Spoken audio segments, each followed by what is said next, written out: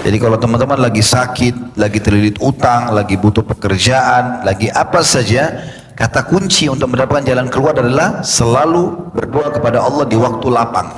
Siapa yang membacanya pada pagi hari, tulus karena Allah, kemudian dia meninggal sebelum sore hari, maka dipastikan dia masuk ke dalam surga. Dan siapa yang membacanya di malam hari walaupun cuma sekali, yakin dalam hatinya, maka kemudian dia meninggal sebelum pagi, dipastikan dia masuk ke dalam surga. Bismillahirrahmanirrahim. Teman-teman sekalian, mungkin banyak orang di antara kita kadang-kadang masih menganggap remeh tentang masalah istighfar ini dan taubat. Padahal terlalu banyak statement salaf yang menitik beratkan tentang pentingnya masalah ini. Ada sebuah buku yang memang buku ini ditulis dengan judul Keajaiban Istighfar, dan saya akan mengambil beberapa poin dalam masalah ini. Yang menarik adalah waktu saya membuka-buka buku ini, saya menemukan cukup banyak statement para salafus saleh berhubungan dengan masalah istighfar ini. Kita akan mulai dari situ, baru kita panjang lebar menjelaskan tentang makna istighfar dan juga keutamaan-keutamaannya. Abu Musa radhiyallahu anhu, sahabat Nabi, berkata, dahulu kita memiliki dua pelindung dari azab, dari siksaan. Salah satunya telah pergi, yaitu keberadaan Rasulullah sallallahu alaihi wasallam di tengah-tengah kita. Dan tersisa satu lagi, yaitu istighfar. Apabila ia juga telah pergi dari diri seseorang, maka binasalah dia.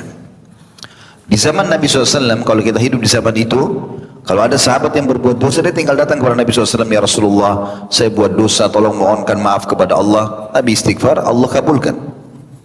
Selain dia juga bisa istighfar. Tapi di zaman kita sekarang, baginda Nabi SAW sudah meninggal. Maka kita tidak punya dari diri kita sendiri, yang harus betul-betul kita jaga kalimat itu. Rabi ibn rahimahullah, salah satu ulama tabi'in, berkata, merendahlah kalian kepada Rabb kalian, berdoalah kepadanya di kala senggang, karena Allah berfirman dalam hadis qudsi, Nabi SAW bersabda, Allah berfirman, man da'ani fir rakha'i ajabtuhu fi syiddah, wa man sa'alani a'taitu, wa man tawadha'a li rafa'tu, wa man tafarraga li rahimtu, wa man istaghfarani ghafartulah. Allah berfirman, dan ini kekal dibaca oleh orang beriman dalam hadis yang sahih, barang siapa yang berdoa kepadaku di kala lapang, dia lagi sehat, lagi kaya, lagi punya jabatan, ya, lagi gembira, niscaya aku mengabulkan doanya jika ia berdoa di kala susah. Jadi kalau teman-teman lagi sakit, lagi terlilit utang, lagi butuh pekerjaan, lagi apa saja, kata kunci untuk mendapatkan jalan keluar adalah selalu berdoa kepada Allah di waktu lapang. Kadang-kadang subhanallah kita malah di waktu lapang ini malas beribadah, karena melihat nikmatnya Allah banyak, maka merasa tidak perlu berdoa. Padahal ini kata kunci, nanti kalau kita susah akan diterima doanya. Lanjutan hadisnya, barang siapa yang meminta kepadaku, merengek, memohon kepada Allah, bahkan terhadap rahmat Allah, bagian daripada ibadah. Sudah sehat, minta ditambah kesehatan. Sudah kaya, minta ditambah kekayaan. Sudah punya keturunan, minta ditambahkan keturunan. Terus tamak terhadap rahmat Allah, ini adalah ibadah. Siapa yang meminta kepadaku, niscaya aku memberinya. Lanjutannya, barang siapa yang merendah diri kepadaku, makin tinggi jabatannya, makin baik kedudukannya, makin banyak hartanya, makin sehat tubuhnya, makin banyak nikmat Allah, makin merendah, niscaya kata Allah, aku akan mengangkat derajatnya. Artinya Allah makin muliakan di tengah-tengah manusia. Dan barang siapa yang mencurahkan dirinya beribadah kepadaku, niscaya aku akan merahmatinya. Rahmat artinya memberikan dia karunia. Dan barang siapa yang memohon ampun kepadaku, niscaya aku akan mengampuninya. Ibnu Jauzi berkata rahimahullah, Iblis berkata, aku membinasakan anak cucu Adam dengan dosa, dan mereka membinasakanku dengan istighfar, dengan la ilaha illallah. Saya ulangi, Iblis berkata, aku membinasakan anak cucu Adam dengan dosa, dan mereka membinasakanku, membalas menyerangku dengan istighfar dan la ilaha illallah. Manakala aku melihat hal itu pada mereka, aku tanamkan hawa nafsu pada mereka, di mana mereka berbuat dosa tapi tidak beristighfar karena mereka mengira diri mereka berbuat baik. Qatadah rahimahullah berkata, Al-Quran menunjuki kalian penyakit dan obat penyembuh kalian. Saya ulangi, Al-Quran menunjuki kalian penyakit dan obat penyembuh untuk penyakit kalian itu. Penyakit kalian adalah dosa dan obat penyembuh kalian adalah istighfar. Tidak ada teman-teman sekalian yang menahan rezeki dari langit kecuali dosa. Maka istighfar penyebab kita mendapatkan kembali itu semua. Ali bin Abi Thalib radhiyallahu anhu berkata, yang aneh adalah orang yang binasa padahal keselamatan ada bersamanya. Beliau ditanya, apa keselamatan itu? Kata Ali bin Abi Thalib, istighfar. Jadi dengan istighfar Allah tidak akan hukum dia, karena dia langsung minta maaf kepada Allah. Beliau juga berkata, radhiyallahu anhu, Ali berkata, tidaklah seorang hamba diilhami oleh Allah subhanahu wa ta'ala untuk beristighfar, sementara dia Allah berkehendak untuk mengazabnya. Maksudnya, kalau Allah mudahkan lisan kita mengatakan astagfirullah dan hati kita ikut dengan itu, berarti Allah memang ingin kita selamat. Juga salah seorang yang saleh dari salafus saleh berkata, hamba berada di antara dosa dan nikmat. Hamba berada di antara dosa dan nikmat. Keduanya tidak akan menjadi baik kecuali nikmat disyukuri, dosa diistighfari. Diriwayatkan juga dari Luqman Al-Hakim bahwa dia berwasiat kepada putranya, wahai anakku, Allah memiliki beberapa waktu, tidak ditolak orang yang meminta pada waktu itu, maka perbanyaklah istighfar.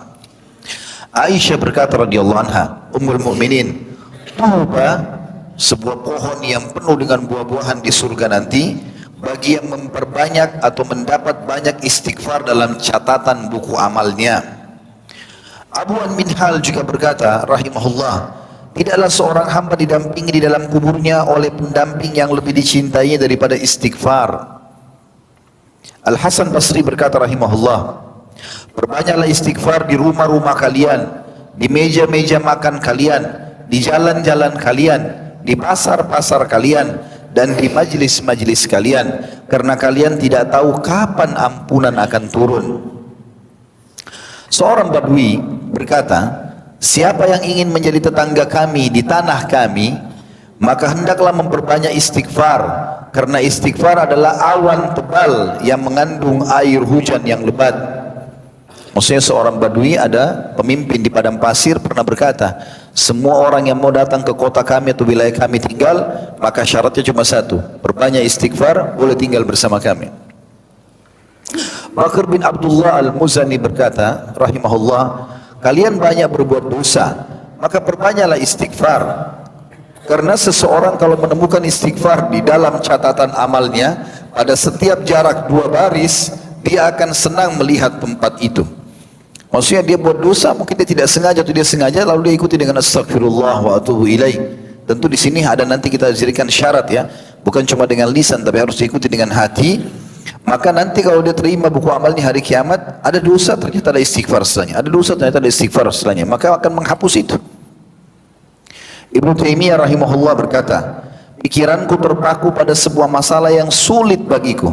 Ada pernah masalah dalam hidupku sulit aku pecahkan, maka aku beristighfar kepada Allah 1000 kali sampai dadaku dilapangkan dan masalah yang sulit terpecahkan. Aku kadang berada di pasar, masjid atau sekolah, tapi hal itu tidak menghalangiku dari zikir dan istighfar sampai aku meraih apa yang aku inginkan. Ini teman-teman sekalian landasan kenapa saya mau membahas tentang masalah indahnya istighfar dan taubat ini. Istighfar itu sendiri adalah pengajuan permohonan maaf kepada Allah, sementara taubat pengikraran untuk tidak mengulanginya. Jadi kalau teman-teman di kantor gini buat salah, maafin saya Pak misalnya, itu istighfarnya. Seperti kita bilang, ya Allah maafin saya. Taubatnya adalah menulis, ya, surat pernyataan tidak akan mengulangi pelanggaran itu. Itu namanya taubat. Jadi kalau kita bilang astagfirullah wa atubu ilaih, saya memohon maaf kepadamu ya Allah dan saya bertekad tidak akan mengulanginya. Dosa teman-teman sekalian yang membutuhkan istighfar ini semuanya dimulai dengan ketakutan, kekhawatiran, kegelisahan. Tidak ada dosa orang lakukan itu enak. Pasti kalau orang mau mencuri, mau berzina, mau berbohong, mau apa saja menipu, pasti dia penuh dengan kegelisahan. Tidak ada orang dengan ketenangan. Orang mau berzina di kamar hotel, takut dia, khawatir, banyak was-was. Mau mencuri, selalu sembunyi. Bahkan kadang-kadang kalau sudah mencuri uang 1 juta saja, kapan dia dengar kalimat 1 juta di pinggir jalan pun, atau di luar kantornya, atau di kota lain, maka dia selalu merasa dia yang ditargetkan. Maka tidak ada manfaatnya dosa itu. Dimulai dengan ketakutan, diakhiri dengan penyesalan. Dan ini kesalahan. Tapi kalau ibadah, dimulai dengan keikhlasan, karena kalau tidak ikhlas tidak diterima, diakhiri dengan kegembiraan. Orang kalau menikah, dimulai dengan keikhlasan, ketulusan, nanti bahagia setelah itu berjalan.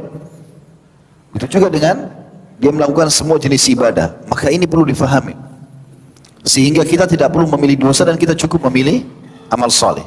Istighfar sendiri itu maknanya dalam bahasa Arab semakna dengan as-satr atau menutupi atau ditutupi. Dan para ulama memberikan penjelasan tentang masalah sifat Allah. Salah satu sifat Allah adalah Ghafur atau Ghaffar. Apa maknanya? Kata ulama-ulama diantaranya Ar-Raghib atau Al-Khattabi berkata, Al-Ghaffar adalah zat yang terus menerus tidak ada henti mengampuni dosa hamba-hambanya. Setiap kali seorang hamba bertobat dari dosa, berulang dilakukan lagi, setiap itu pula ampunan berulang diberikan. Al-Ghaffar adalah zat yang menutup dosa hamba-hambanya, menutupkan kain iba dan belas kasihan kepada mereka, sehingga dia tidak menampakkan dosa sang hamba pada makhluknya dan tidak merobek tirainya yang menutupinya dengan azab yang akan mencorengnya di mata mereka. Kata ulama, diambil daripada statement Khattabi ini rahimahullah, kalau seandainya ada orang buat dosa dan dia tutupi antara dia sama Allah, lalu dia bertobat kepada Allah, dipastikan Allah tidak akan membuka aib itu. Tetapi kalau ada seseorang dalam perbuatan dosa, dia sudah diberikan peringatan oleh Allah, penyesalan, rasa takut, kegelisahan, kekhawatiran, tetap saja dia terabas dan tidak diikuti dengan istighfar, maka dipastikan Allah akan membongkar aib itu. Maka ini harus hati-hati. Dan Allah tidak pernah jenuh dalam masalah ini. Kata Nabi SAW dalam hadis Bukhari Muslim, Allah tidak akan pernah jenuh sampai kalian jenuh. Kalau kita sudah jenuh, baru Allah tinggalkan. Tapi kalau kita tidak jenuh, tetap selalu begitu, maka Allah SWT akan terima. Kata Nabi SAW, Allah berfirman, kalau ada seorang hamba yang beristighfar, lalu dia buat dosa, dia istighfar lagi, dia buat dosa, dia istighfar lagi, maka Allah akan mengatakan, sesungguhnya dia tahu dia punya Tuhan yang selalu mengampuni, maka aku sudah memaafkannya. Juga ada seorang sahabat mengatakan, ya Rasulullah, kalau aku buat dosa, apa yang harus aku lakukan? Kata Nabi SAW, istighfar. Kata dia, kalau aku melakukannya lagi, kata Nabi SAW, istighfar. Terus saja orang itu mengulangi dan terus saja Nabi SAW mengatakan istighfar. Tapi teman-teman sekalian, kita harus menitikberatkan poin penting dalam masalah istighfar ini tentunya. Karena memang kita selalu pasti akan buat dosa ya. Tidak ada di antara kita yang tidak luput dari dosa teman-teman sekalian. Dengan tergantung orang itu melampaui batas atau dia hanya terjerumus pada keadaan-keadaan yang dia tidak bisa menghindar misalnya, tapi dia harus sadar itu dosa.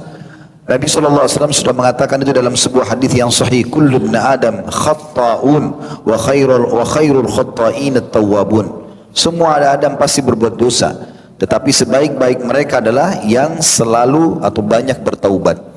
Dan taubat artinya dia berikrar kepada Allah tidak akan mengulanginya, gitu kan. Di sini bukan kita mengatakan lakukanlah dosa lalu istighfar, dosalah istighfar, bukan itu yang dimaksud. Karena nanti akan kita jelaskan ada statement para ulama yang mengatakan kalau istighfar itu hanya boleh diikuti dengan lisan dan hati, dan memang dia bertekad tidak mengulanginya. Kalau orang seperti ini kemudian dia terjerumus dalam dosa satu waktu tanpa dia sengaja lagi atau dalam kondisi tidak sadar, maka tetap Allah akan terima istighfarnya. Tapi kalau istighfar hanya permainan lisan astagfirullah tapi tetap saja masih dalam sesuatu yang haram dengan tidak niat meninggalkannya, maka ini tentu saja istighfarnya itu butuh istighfar yang lain. Sebagaimana dijelaskan oleh para ulama. Saya jelaskan misalnya, atau ini penyampaian disampaikan oleh para ulama berhubungan dengan masalah itu. Ibnu Qayyim berkata rahimahullah, siapa yang beristighfar dengan lisannya dan tidak diikuti oleh hatinya, maka berarti istighfarnya itu harus diikuti dengan istighfar yang lain. Artinya memang dia bermain-main dalam masalah istighfarnya itu. Mirip dengan kalau kita kerja di kantor seperti ini, memohon maaf sama atasan, maafin saya pak, tapi besok diulangi lagi. Minta maaf lagi lusa, ulangi lagi besok, atau lusanya, atau hari setelahnya. Maka ini dipecat tentunya. Walaupun Allah subhanahu wa ta'ala berbeda dengan keadaan manusia. Berulang-ulang pun kita mengerjakan, maka Allah SWT masih bisa memaafkannya. Tapi ingat, memang pada saat kita minta maaf pertama itu, atau pada saat melakukan dosa, memang diikuti dengan kehadiran hati. Istighfar ini teman-teman hanya boleh untuk diri kita, dan untuk orang lain yang masih atau dalam keadaan beriman. Kalau orang dalam keadaan tidak beriman, maka tidak boleh kita memohon ampun untuknya. Kalau dia masih hidup, kita boleh meminta agar Allah berikan dia hidayah, petunjuk. Tapi kita tidak boleh memohon agar dosanya dia maafkan. Itu sesuai dengan statement para ulama pada saat Nabi Ibrahim alaihissalam berkata kepada ayahnya. Waktu ayahnya berkata dalam surah Maryam ayat 46, A'udzu billahi minasyaitonir rajim, la in lam tantahi la arjumannak wahjurni maliya. Jika kamu tidak berhenti mendakwahiku hai Ibrahim, ini kata ayahnya Ibrahim alaihissalam, maka niscaya kamu akan kurajam atau akan kubunuh, dan tinggalkan aku untuk waktu yang lama. Pergi dari aku, tidak usah urus aku. Padahal ayahnya dalam keadaan kafir. Maka setelah kata-kata ini keluar, Ibrahim alaihissalam menjawab dengan santun. Beliau mengatakan, lanjutan ayatnya, qala salamun alaik sa'astaghfiru laka rabbi innahu kana bi hafiya. Ibrahim berkata, semoga keselamatan dilimpahkan kepadamu wahai ayahku. Aku akan memohon ampun bagimu kepada Rabbku, sesungguhnya dia sangat baik kepadaku. Maryam ayat 47. Di sini Ibrahim alaihissalam memohon ampun atau akan memohon ampun untuk ayahnya yang dalam keadaan kafir, itu ditegur oleh Allah subhanahu wa ta'ala. Allah subhanahu wa ta'ala menyebutkan dalam surah At-Taubah ayat 114. Jadi setelah dia akan memohon ampun, maka Allah melarang dia memohon ampun untuk keluarganya atau ayahnya yang dalam keadaan kafir. Dan Allah mengingatkan setelah datang peringatan kepada Ibrahim, Ibrahim meninggalkan itu. Dalam firman-Nya At-Taubah 114, A'udzu billahi minasyaitonir rajim, wa ma kana istighfaru Ibrahim li abihi illa am mau'idatin wa'adaha iyyahu falamma tabayyana lahu annahu aduwwun lillahi tabarra'a min inna Ibrahim la'awwahun halim. Dan permintaan ampun dari Ibrahim kepada Allah untuk bapaknya tidak lain hanyalah karena suatu janji yang telah diikrarkannya kepada bapaknya itu. Maka tak kalah jelas bagi Ibrahim bahwa bapaknya itu adalah musuh Allah dalam keadaan kafir, maka Ibrahim berlepas diri darinya. Sesungguhnya Ibrahim adalah seseorang yang sangat lembut hatinya, lagi penyantun. Juga tidak boleh memohon ampun bagi orang-orang musyrik, ya, sama kafir musyrik, tapi orang musyrik ini sebenarnya mereka beriman sama Allah tapi masih menyekutukan Allah Subhanahu wa taala. Sebagaimana Allah mengingatkan Nabi Muhammad sallallahu alaihi wasallam di dalam firman-Nya surah At-Taubah 113. A'udzu billahi minasyaitonir rajim, ma kana lin nabiyyin walladzina amanu ma kana lin nabiyyin walladzina amanu ay yastaghfiru lil musyrikeen walau kanu uli qurba walau kanu uli qurba min ba'di ma tabayyana lahum annahum ashabul jahim, yang artinya tidaklah sepatutnya bagi Nabi Muhammad sallallahu alaihi wasallam dan orang-orang yang beriman meminta ampun kepada Allah bagi orang-orang musyrik, walaupun orang-orang musyrik itu adalah kaum kerabatnya, sesudah jelas bagi mereka bahwasanya orang-orang musyrik itu adalah penghuni neraka jahanam. Kalau dalam keadaan hidup kita minta agar Allah Subhanahu wa taala memberikan dia hidayah. Kalau sudah mati lebih jauh lagi, lebih tidak bisa dimohonkan ampun kalau sudah meninggal dalam keadaan kafir. Makanya teman-teman yang masih punya kerabat yang non muslim, usahakan bagaimana dia bisa untuk membantu, ya, menyampaikan kepada dia hidayah, menyampaikan kepada dia syahadat, dan tidak usah khawatir apakah dia terima atau tidak. Tugas kita menyampaikan. Waktu Abu Talib disebutkan dalam sebuah riwayat yang sahih, Waktu Abu Talib paman Nabi SAW akan meninggal dunia atau menjelang kematian, Nabi SAW datang menjenguknya, sementara di sisinya ada Abu Jahal.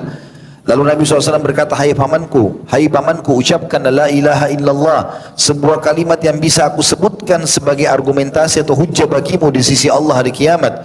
Abu Jahal dan Abdullah bin Abi Umayyah berkata, hai Abu Talib, apakah kau membenci agama Abdul Muttalib, bapakmu? Maka mereka berdua terus senantiasa mengulang-ulangi perkataan mereka sampai akhirnya perkataan terakhir yang diucapkan oleh Abu Talib adalah, saya tetap berpegang pada agama Abdul Muttalib, atau agama menyembah berhala, musyrik.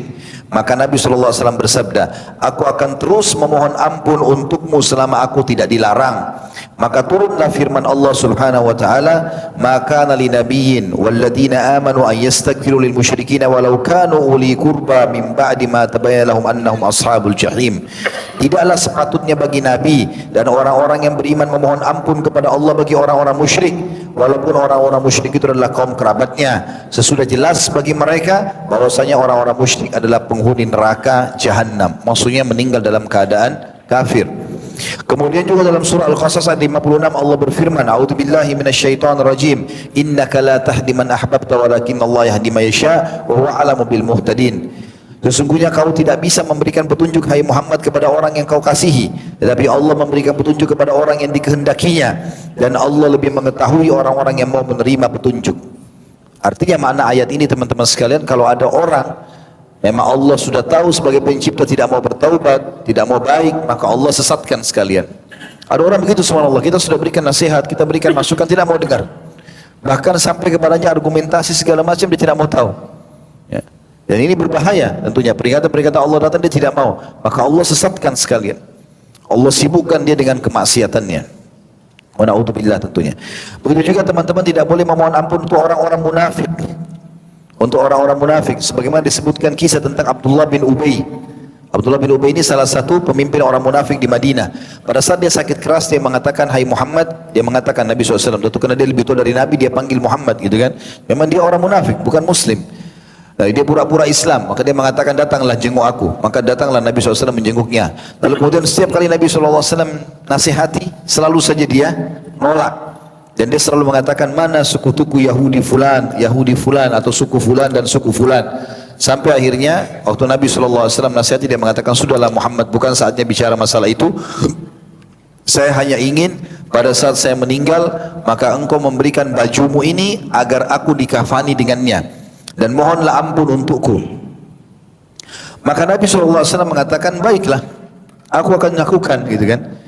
Ternyata setelah Nabi SAW keluar, beberapa saat meninggallah Abdullah bin Ubay ini.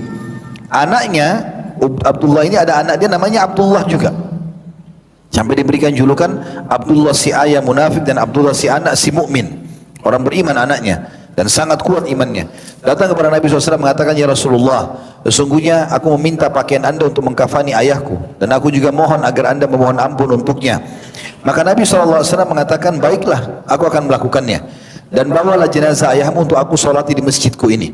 Maka dibawalah jenazahnya orang munafik ini. Waktu Nabi SAW mau solat, kata Umar bin Khattab radhiyallahu anhu, aku belum pernah bersikap tegas kepada Nabi SAW seperti bersikap pada saat itu. Aku pun memegang pundak Nabi SAW dan mengatakan, ya Rasulullah, ini munafik, jangan disolati. Maka Nabi, karena kalau mensolatinya, solat jenazah 4 kali takbir. Di takbir yang ketiga kita memohon ampun buat si mayit. Dan istighfar Nabi dikabulkan oleh Allah SWT. Maka Umar mengatakan, ya Rasulullah, jangan mohon ampun, orang ini munafik. Banyak sekali permasalahan dilakukan pada saat masih hidup gitu. Maka Nabi SAW mengatakan, aku akan terus beristighfar untuknya selama aku belum dilarang, karena bentuk cinta beliau kepada umatnya. Maka turunlah firman Allah Subhanahu wa taala yang mengingatkan Nabi alaihi salatu wassalam di dalam firman yang sangat masyhur surah At-Taubah ayat 80. Istaghfir lahum aw la tastaghfir lahum in tastaghfir lahum 70 marratan falan yaghfir Allah lahum dzalika bi annahum kafaru billahi wa rasulih wallahu la yahdil qaumal fasiqin. Kau memohon ampun bagi mereka atau tidak memohon ampun bagi mereka adalah sama saja hai Muhammad. Kendati pun kau memohon ampun bagi mereka 70 kali, namun Allah sekali-kali tidak akan memberikan ampunan kepada mereka.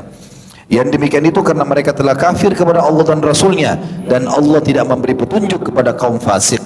Kata ulama, ayat ini jelas turun melarang baginda Nabi SAW untuk beristighfar dan juga memohon ampun untuk orang-orang munafik. Tidak cukup di situ, Allah turunkan surah At-Taubah ayat 84 melarang Nabi SAW untuk mensolati jenazah-jenazah mereka. Sebagaimana bunyi firman Allah At-Taubah ayat 84, A'udzu billahi minasyaitonir rajim, wa la tusalli ala ahadin minhum mata abadan wa la taqum ala qabri innahum kafaru billahi wa rasuli wa matu wa hum fasiqun. Janganlah kamu sekali-kali mensolati jenazah seorang yang mati di antara mereka, maksudnya kaum munafik. Dan janganlah kamu berdiri mendoakan di kuburnya. Sesungguhnya mereka telah kafir kepada Allah dan Rasulnya dan mereka mati dalam keadaan fasik. Sementara Nabi SAW kalau mengantar jenazah para sahabat, maka beliau selalu mengatakan istaghfiru li akhikum fa innahu al-ana yus'al. Sekarang memohon ampunlah kalian kepada Tuhan kalian untuk teman kalian ini, karena sungguhnya dia sekarang akan ditanya. Baik teman-teman sekalian, lebih dalam kita membahas masalah ini, Fudail bin Iyad juga berkata, manusia paling berdosa adalah mereka yang mengulangi perbuatan dosa yang pernah dilakukannya. Kita sekarang meninggalkan tidak boleh memohon ampun untuk orang-orang tadi, itu sudah cukup. Sekarang kita kembali ke diri kita sendiri, bagaimana kita bertobat dan istighfar kepada Allah. Tapi Fudail mengingatkan sebelum beliau membahas lafaz-lafaz istighfar, dan ada beberapa poin berhubungan dengan masalah itu adalah, kata Fudail bin Iyad, salah satu ulama tabi'in rahimahullah, manusia paling berdusta adalah manusia yang mengulangi perbuatan dosa yang pernah dilakukannya. Manusia paling bodoh adalah yang memperlihatkan amal kebaikannya. Manusia yang paling dekat dengan Allah justru yang takut kepadanya. Dan manusia tidak akan sempurna sehingga agamanya mampu mengalahkan nafsunya. Dan manusia tidak akan binasa sehingga nafsunya mengalahkan agamanya. Dan ini sebuah nasihat yang luar biasa. Oleh karena itu teman-teman, kita harus betul-betul menjaga. Sekali kita istighfar, memang kita jaga diri kita dari dosa. Saya sudah katakan tadi, dosa itu selalu diawali dengan ketakutan, diakhiri dengan penyesalan. Tapi kalau ada seseorang terjerumus dalam dosa, jangan dia putus asa dari rahmat Allah, tetap dia kembali kepada Tuhannya. Karena syaitan, kata para ulama, seringkali kalau seseorang sudah berbuat dosa, maka dia membuatnya putus asa. Kamu kan sudah kotor, kamu sudah terlanjur buat, lakukan aja lagi. Kamu kan sudah minum khamr segelas, terlanjur. Kamu sudah berzina sekali, terlanjur. Kamu sudah mencuri sekali, terlanjur. Lakukanlah. Dia suruh mengulangi. Padahal dengan mengulangi dosa tersebut berarti juga mempersiapkan diri untuk menerima dosa atau hukuman lebih banyak. Yang benar adalah kalau kita melakukan dosa, langsung bertobat kepada Allah, istighfar dan kembali. Memohon kepada Allah SWT agar hati kita ditenangkan untuk tidak mengulangi dosa itu lagi. Ada beberapa jenis lafaz-lafaz istighfar yang ditulis oleh para ulama. Di antaranya adalah yang pernah Nabi SAW baca, disebutkan dalam hadis Bukhari, Rabbighfirli wa tub alayya innaka antat tawwabur rahim. Rabbighfirli artinya ya Tuhanku, wahai penciptaku, ampunilah aku dan terimalah tobatku. Wa tub alayya. Rabbighfirli wa tub alayya innaka antat tawwabur rahim. Sesungguhnya kau Maha menerima taubat lagi Maha penyayang. Juga Nabi SAW bersabda dalam sebuah hadis yang diriwayatkan Abu Dawud, Tirmidzi, Al-Hakim, dan ini sahih sesuai dengan syarat Imam Bukhari Muslim. Siapapun yang membaca Astaghfirullah alladzi la ilaha illa huwal hayyul qayyum wa atubu ilaih, ada sifat Allah Al-Hayyu Al-Qayyum, yang artinya aku memohon ampun kepada Tuhan Allah yang tidak ada Tuhan yang berhak disembah kecuali Dia, yang maha hidup. Ini tadi Al-Hayyu, lagi yang terus-menerus mengurus makhluknya, ini Al-Qayyum, dan aku bertobat kepadanya, maka akan diampuni dosanya walaupun sebanyak buih di lautan. Astaghfirullahaladzim, astaghfirullahalladzi la ilaha illa huwal hayyul qayyum wa atubu ilaih. Juga ada lafaz yang lain diriwayatkan oleh Imam Bukhari Muslim. Nabi SAW sering membaca Astaghfirullah wa atubu ilaih. Ini yang paling ringkas, Astaghfirullah wa atubu ilaih, Astaghfirullah wa atubu ilaih. Ini juga artinya aku memohon ampun kepada Allah dan bertaubat kepadanya. Di antara juga yang diajarkan Nabi SAW adalah Sayyidul Istighfar atau tuannya istighfar, yang berbunyi Allahumma anta rabbi la ilaha illa anta khalaqtani wa ana abduka wa ana ala ahdika wa wa'dika mastata'at a'udzu bika min syarri ma sana'tu wa abu'u laka bi ni'matika alayya wa abu'u bi dhanbi faghfirli fa innahu la yaghfiru dhunuba illa ant. Ya Allah, Engkau adalah Rabbku, dan makna Rabb pencipta, pemilik, penguasa, pemberi rezeki. Tidak ada Tuhan yang berhak disembah kecuali Engkau. Engkau lah yang telah menciptakanku dan aku adalah hambamu. Aku senantiasa berada dalam perjanjian denganmu, dan aku yakin akan janjimu tentang pahala bagi orang-orang beriman dan hukuman bagi orang-orang yang durhaka. Semampuku, aku berlindung kepadamu dari kejelekan yang aku perbuat atau dosa yang aku perbuat. Aku mengikuti nikmatmu atau aku mengakui nikmatmu kepadaku, serta aku mengakui dosa-dosaku. Oleh karena itu ampunilah aku, karena sungguhnya tidak ada yang mengampuni dosa kecuali Engkau. Dan ini disebutkan oleh riwayat Imam Muslim. Dan ini kata Nabi SAW, siapa yang membacanya pada pagi hari tulus karena Allah, kemudian dia meninggal sebelum sore hari, maka dipastikan dia masuk ke dalam surga. Dan siapa yang membacanya di malam hari walaupun cuma sekali, yakin dalam hatinya, maka kemudian dia meninggal sebelum pagi, dipastikan dia masuk ke dalam surga.